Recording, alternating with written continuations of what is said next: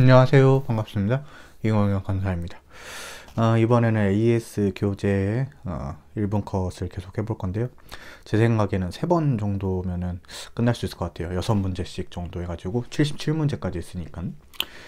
그래서 60번부터 한번 보죠. 우리 공개 청원을 접수한 청원 기간의 장은 15일 이내. 이제 공개 청원을 할지 말지는 15일 이내에 결정을 합니다. 그래서 공개 여부를 결정하고 결과를 청원인에게 알려야 됩니다. 이렇게 맞는 지문. 그 다음에 이제 공개 청원을 하기로 했는데 거기에 대해서 이제 국민의 의견을 들어야 될 것 같아요. 그런 절차죠. 그래서 청원 같은 경우는 이제 두 가지가 있겠죠. 나만의 문제가 있고 아니다. 아예 이제 공개적으로 한번 사람들의 의견을 구해보자. 뭐 이런 식으로 될 수도 있을 것 같아요. 그렇다면은 우리가 이제 청원 기간의 장은 공개 청원의 결정일부터 30일 동안 우리 국민들의 여론을 좀 들어야 되겠다 이렇게 되는 거고요. 3번이 이제 옛날에 이제 시험에서 좀 많이 나왔던 지문 중에 하나인데 청원법 자체가 조금 좀 지엽적으로 돼 있지만요. 그래서 청원 기간의 장은 청원은 접수한 때에는 특별한 사유가 없으면 90일입니다. 90일. 그래서 이런 경우에는 이제 틀렸다. 그 다음에 지방의회 청원을 하려는 사람은 지방의회 소개를 받아서 청원서를 제출해야 되겠죠. 자, 여러분들 요것에 대해서 간단하게 설명을 드릴 건데 여전히 이제 지방의회 청원을 하려면 지방의회 소개를 받아야 됩니다. 요것이 여러분들 헌법에 위배되지 않는다라는 것을 알 수도 있죠. 근데 이제 국회 청원을 하는 경우에는 국회에 청원을 하는 경우에는 이제 과거에는 국회의원의 소개가 반드시 필요했습니다. 반드시 필요했는데 현재 이제 개정법이 돼가지고 두 가지 방법이 있어요. 그래서 국회의원의 소개를 받거나 아니면 이제 일정한 동의 이상을 받게 되면 절차를 거쳐가지고 국회의원의 소개 없이도 가능하거든요. 그래서 이게 이제 추가가 됐긴 됐습니다. 하지만 이제 지방의회 같은 경우에는 여전히 지방의회 의원의 소개를 받아야 된다. 이것은 헌법 위배되지 않습니다. 3번 지문이 되겠고요. 61번. 재판 청구 기간에 대해서 입법자의 재량이 있는데 제소기간 또는 불복기간을 너무 짧게 정하는 것은 그 사람에게 있어서 준비를 거의 못하게 하는 경우가 되겠고 그럼 결국 불복을 못하게 되겠죠.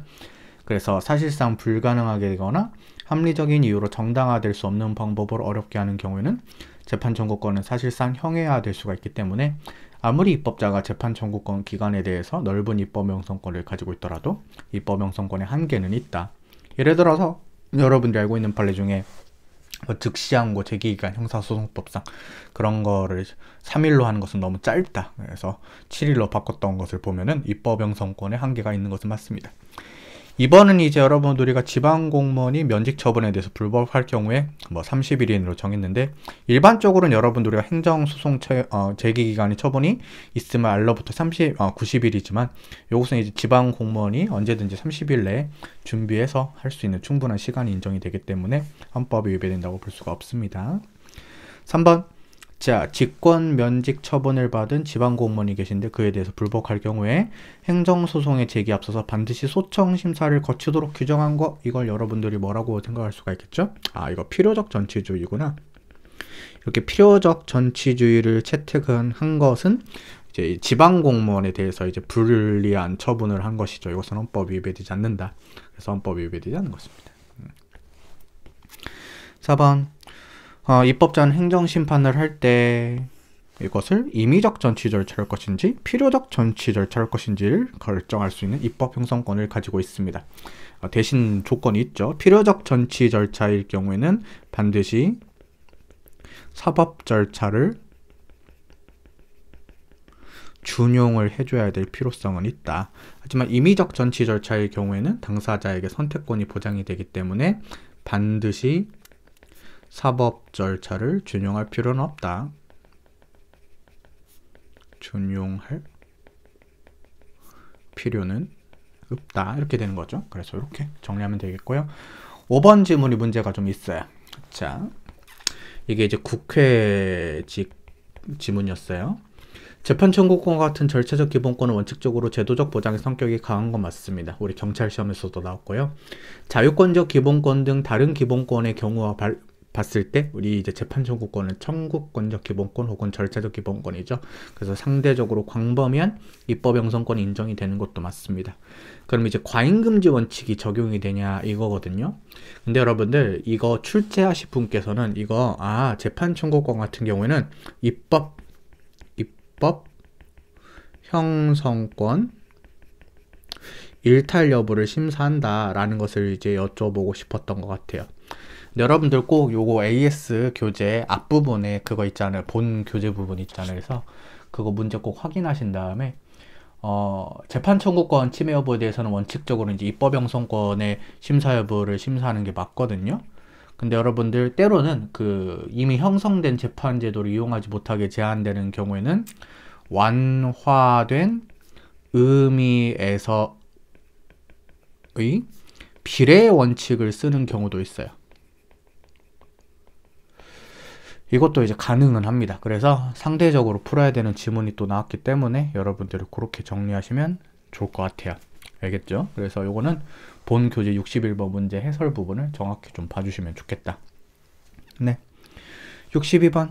군인이 상관의 지시나 명령에 대해서 재판 청구권을 행사하는 경우가 있을 수가 있죠. 근데 이게 시비 거는 게 아니라 위법인 지시와 명령을 시정하는 데 목적이 있다면은 정당한 기본권 행사에 있다. 하고 싶은 말을 할 수 있어야 되죠. 여러분들 그게 이제 뭐 하극상이라든지 그런 게 아닌 경우에는 그래서 위반했다고 볼 수는 없다.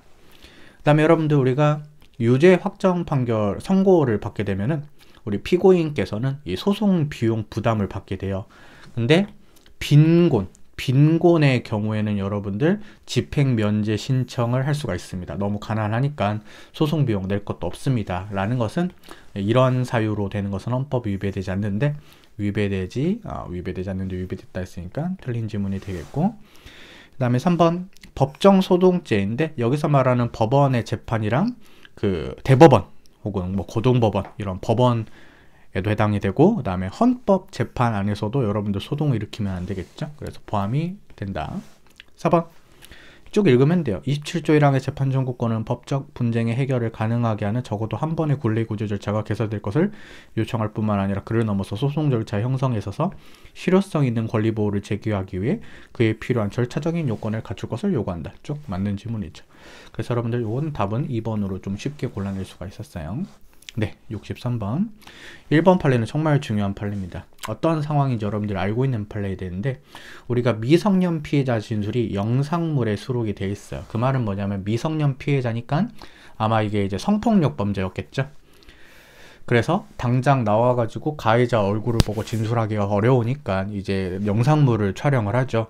근데 어떤 기억이 나요? 그 신뢰 관계인 이런 사람들이 동석을 했었을 때 너 법정에 나가가지고 이 사람이 이제 이 어린 미성년 피해자가 하는 진술이 맞습니까? 이렇게 물어보겠죠. 판사님이. 그러면 맞습니다. 이렇게 하는 순간 증거 능력이 채택이 돼버리죠. 그러면은 안 그러겠지만 이제 미성년 피해자가 이제 거짓말을 하고 해야 되는 경우도 있을 수가 있잖아요. 그러면 이제 그 진술에 대해서 탄핵할 수 있는 어떠한 반대 신문권이 인정이 돼야 되는데, 그냥 원 진술자가 이렇게 피해자 진술하고 그 다음에 그 신뢰 관계인이 동석해가지고 이 꼬마애가 하는 얘기가 맞습니다 이렇게 해버리면은 바로 이제 피고인 측에서는 치명적인 증거 능력이 인정이 돼버리는 경우가 있겠죠. 그래서 이렇게 원 진술자인 미성년 피해자에 대해서 피고인의 반대 신문권을 실질적으로 배제하게 된다. 그래서 피고인의 방어권을 과도하게 제한되는 것은 피해 최소성 요건을 갖추지 못했다 해가지고 맞는 지문이고 중요한 지문 중에 하나입니다. 2번 사법보좌관의 지급명령에 대한 이의신청 기간은 2주 이내로 헌법이 위배되지 않고, 3번 특효 무효심결에 대한 소는 우리가 30일 이내에 제기하도록 한 거, 이런 것들은 입법 형성권이 좀 넓어서 이런 기간들은 대부분 헌법이 위배되지 않고요. 그 다음에 우리가 헌법재판소 위헌 결정을 이유로 한 재심의 소를 제기할 경우에 재심 기간을 사유를 안 날로부터 한 30일 이내, 이런 것들은 다 헌법이 위배되지 않으니까 요게 틀렸죠. 그쵸? 이렇게 해가지고 2번이 되겠습니다. 합헌 판례들이 많았어요. 64번 문제 보겠습니다. 1번도 읽으면 돼요. 재판이라 함은 구체적 사건에 관해서 사실 확정과 그에 대한 법률 해석 적용을 본질적인 내용으로 하는 일련의 과정이다. 법관에 의한 재판을 받을 권리를 보장한다고 함은 법관이 사실 확정하고 법률 해석 적용하는 재판을 받을 권리를 보장한다는 뜻이고, 그와 같은 법관에 의한 사실 확정과 법률 해석 적용이 기회에 어렵도록 재판이나 제약이나 장벽을 쌓는 것은 허용되지 않는다. 맞고요. 2번. 재판 청구권은 재판이라는 국가적 행위를 청구할 수도 있고요. 누구한테는 재판을 안 받을 수도 있다. 법관이 아닌 사람이나 법률에 의하지 아니하는 재판을 받지 않을 수 있는 소극적인 측면도 가지고 있다. 쭉쭉 읽으시면 되겠고요. 자, 3번. 아까 말했던 판례 중에 하나입니다. 재판에 대해서 여러분들 불복 기간을 제한하는 것은 우리가 입법 재량의 문제이긴 하지만 어떤 게 위헌입니까? 즉시항고 제기 기간이 나왔네요. 그래서 형사소송법의 즉시항고 제기 기간이 3일로 추경해서 너무 짧다. 근데 합리적인 이유가 있다고 했으니까 틀렸죠. 그렇죠? 그래서 답은 3번이 일단 답으로 되겠고요. 4번. 우리가 이제 항소심 확정 판결에 대해서 재심을 할 때 항소장에 붙일 인지액과 같게 정한다는 것은 생각보다 여러분들이 이렇게 가격이 좀 있었나 봐요. 이런 경우에는 헌법에 위배되지 않는다라고 보시면 되겠어요. 그래서 인지라는 것은 재판을 청구하기 위한 소송 비용을 납부하는 것을 말하는데요. 생각보다 비쌉니다. 그래서 조금 비싼 거 아니냐라고 청구를 했지만 헌법에 위배되지는 않는다 이렇게 보시면 되겠어요. 제가 이제 최근에 어떤 사건에 대해서 검색을 해봤는데 대충 검색을 해보니까 인지세가 여러분들 예를 들어서 그 소송 금액이 한 500억 정도 되잖아요. 그럼 인지세 재판해주세요 라는 비용만 한 2억 정도 들 거예요. 그래서 생각보다 이렇게 가격이 나갑니다. 65번. 자, 심급 제도가 몇 개 심급으로 형성되어지는 간에 대한 헌법이 전혀 규정하는 바가 없습니다. 그래서 무조건 3심인 것은 아니다 이거죠. 그래서 입법자의 광범위한 입법 형성권이기 때문에 단심인 것도 가능하고요. 그 다음에 2심으로 진행하는 것도 가능합니다. 그래서 모든 3심 절차가 법적 분쟁에서 반드시 보장되는 것은 아니다. 맞고요. 2번은 여러분들 이제 합헌 판례입니다. 자, 법관에 대한 대법원장의 징계 처분 취소 청구 소송을 단심으로 재판을 하는데 이거랑 이제 비교되는 판례가 변호사 징계와 관련된 것을 대법원에서 단심으로 하는 것은 헌법에 위반이 되는 판례를 우리가 배웠습니다. 이거는 왜 그러냐면 여러분들 우리가 대법원에서는 보통 사실심을 안 보고 법률심만 보잖아요. 그래서 대법원에서 바로 단심으로 하게 되면은 그 법관에 의해서 재판을 받을 권리가 사실 부분에 대해서는 박탈되게 되겠죠. 그래서 거기서 한번 혼난 거예요. 변호사 징계 사건에서. 그래서 이번에는 이제 법관에 대한 징계 소송에서는 단심으로 재판하는 것은 여기서는 이제 법률 규정을 잘 보완을 했어요. 그래서 이런 경우에는 사실 확정도 대법원의 권한에 속하도록 했습니다. 헌법에 위배되지 않는다 이렇게 되는 거고요. 3번은 쉬워요. 우리 국민참여재판제도 그래서 여러분들 배심원은 만 20세로 하는 것은 헌법에 위배되지 않는다 이렇게 되는 거고요. 그 다음에 약식명령 사건이네요. 약식명령의 고지를 받는 것은 정식재판을 하려면 7일 이내로 정하고 있습니다. 이것은 헌법에 위배되지 않는데 위배된다 했으니까 틀린 지문이 되겠습니다. 그래서 여기서 한번 끊고요. 왜냐하면 여러분들 6번을 좀 설명할 내용이 많거든요. 중요한 문제이기도 하고 어려운 문제이기도 합니다. 그래서 여기서 한번 끊고 다음에 가서 66번부터 한 71번 72번 정도까지 하면 되겠고 그 다음에는 이제 73번부터 한 77번 이런 식으로 이제 2번 정도가 남았습니다. 제가 이제 사실 설날에 좀 촬영을 했어야 되는데 그 설날에 제가 조금 좀 일이 있어가지고 2번 정도 이제 더 일찍 찍었으면 좋았을 텐데 여러분들한테 조금 하루 이틀 정도 늦어진 점 대단히 죄송하게 생각을 하고요. 우리 66번부터는 다음 시간에 볼 수 있도록 하겠습니다. 여러분들 고생 많았어요. 고맙습니다.